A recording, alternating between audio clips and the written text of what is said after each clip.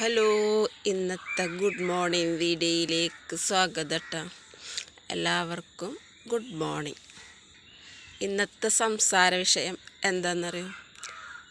അയൽക്കാർ നല്ലതല്ലെങ്കിൽ നമുക്ക് ജീവിക്കാനൊരു സുഖം ഉണ്ടാവില്ല അല്ലേ.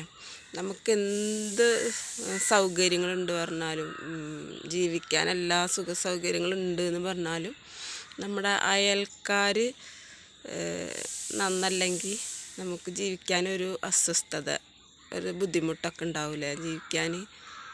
നമ്മൾ പിന്നെ അവരുടെ ഒരു കാര്യത്തിലേക്കും പോണില്ലെങ്കിലും നമുക്ക് ഭയങ്കര ഒരു എന്നെ സംബന്ധിച്ച് ഞാൻ പറയുകയാണെന്ന് എൻ്റെ അയൽക്കാരും സന്തോഷമായിട്ടും സുഖമായിട്ടൊക്കെ ജീവിക്കുന്നുണ്ടെങ്കിലാണ് എനിക്കൊരു ജീവിതത്തിനൊരു സുഖം ഉണ്ടാവുള്ളൂ കേട്ടോ. ഞാൻ അങ്ങനെ ചിന്തിക്കുന്ന ആളാണ്. അപ്പം അതുകൊണ്ടാണ് ഞാൻ അങ്ങനെ പറയുന്നത്. നമുക്ക് അയൽക്കാർ നന്നല്ലെങ്കിൽ നമുക്ക് ജീവിക്കാനൊരു സുഖം ഉണ്ടാവില്ല.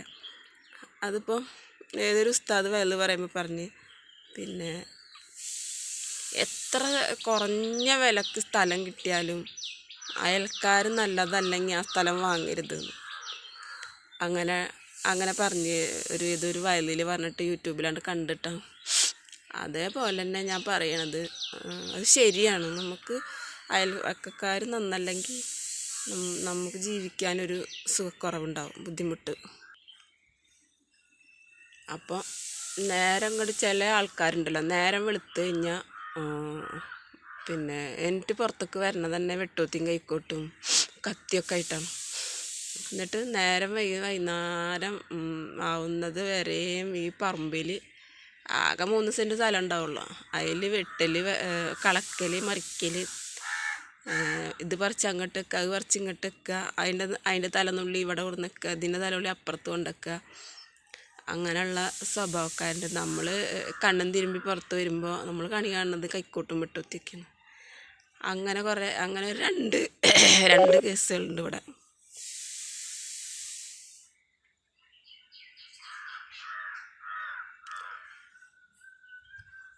അപ്പോൾ അങ്ങനെയുള്ള ഒരു ബുദ്ധിമുട്ടുണ്ട്. നമുക്ക് എന്തെങ്കിലും ഒരു വഴിക്ക് ഇറങ്ങുമ്പോൾ കൈക്കോട്ടും വെട്ടൂത്തിയും കണി കാണുക, അങ്ങനത്തെ സംഭവങ്ങൾ. അങ്ങനെ വിശ്വസിച്ചിരുന്ന ആളൊന്നല്ല. ഇപ്പോൾ ഈയിടെയായിട്ട് ഇപ്പോൾ എനിക്ക് അങ്ങനെയുള്ള കാര്യത്തിലൊക്കെ കുറച്ച് വിശ്വാസം വന്നു തുടങ്ങി. അപ്പോൾ അങ്ങനത്തെ ദിവസമുണ്ട് കേട്ടോ. അപ്പം നിങ്ങൾ ചോദിക്കും, നിങ്ങൾ നല്ലപോലെ നിന്ന് അയൽക്കാരും നന്നാവില്ലേ, നിങ്ങൾ നല്ലതല്ലാഞ്ഞിട്ടല്ലേ അയൽവക്കക്കാർ മോശമായിട്ട് പെരുമാറുന്നത്, നിങ്ങൾ ചോദിച്ചേക്കാം. അപ്പം അതിനുള്ള മറുപടി കൂടി ഇപ്പം തന്നെ പറയാം. പിന്നെ ഈ കോമ്പൗണ്ടിൽ 11 വീടായിട്ടുള്ളത്. അതായത് ഒരു കോമ്പൗണ്ടാണ്. അതൊരു വലിയ എന്താ പറയുക, കുറച്ചധികം സ്ഥലം ഉണ്ടായിരുന്നതാണ്. അതെല്ലാവരും കുറച്ച് വാങ്ങിയിട്ട് എല്ലാവരും അതിൽ വീട് വെച്ച് ഇപ്പോൾ ആ കോമ്പൗണ്ടിൽ 11 വീടാണ് ഇട്ടുള്ളത്. അപ്പോൾ ആ 11 വീട്ടിലത്തെ 2 വീട് ഒഴിച്ച് ബാക്കി എല്ലാ വീട്ടിലും അവർ വീട് പൂട്ടിപ്പോയ വീട് താക്കോൽ അവിടെ എവിടെയെങ്കിലുമൊക്കെ വെച്ചിട്ടുണ്ടാവും.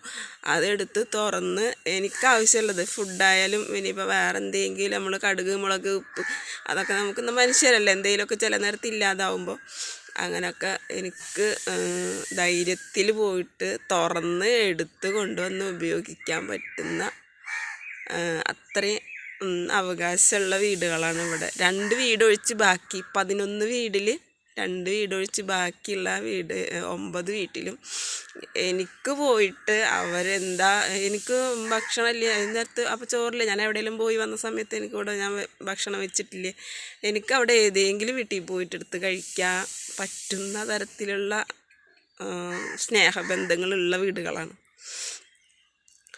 അപ്പോൾ എൻ്റെ വീടായാലും ഞാൻ പൂട്ടിപ്പോയ വീടായാലും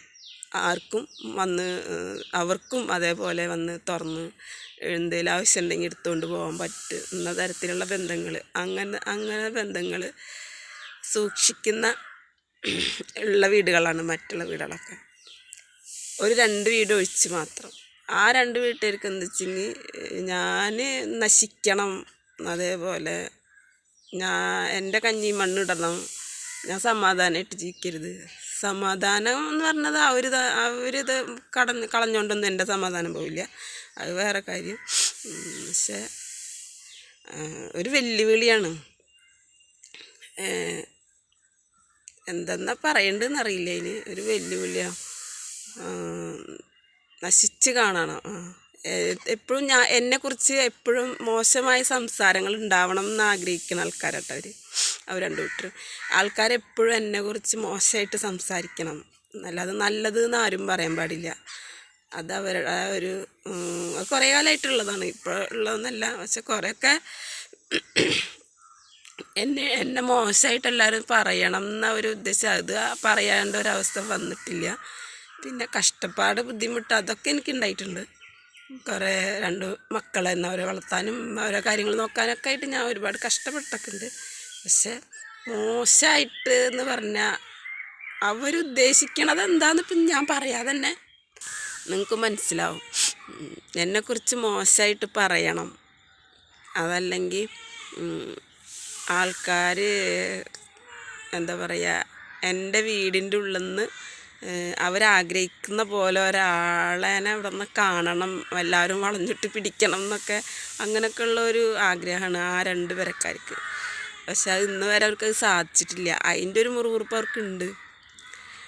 അപ്പോൾ അതാണ് പ്രശ്നം. അല്ലാതെ ഇപ്പോൾ വേറെ പ്രശ്നങ്ങളൊന്നുമില്ല. ഇതാണ് പക്ഷെ ആൾക്കാരിപ്പോൾ ഇവർ മനസ്സിൽ വിചാരിക്കണ പോലെ, ഇവർ പറയണ പോലെ അല്ലല്ലോ നാട്ടുകാർ പറയാല്ലേ.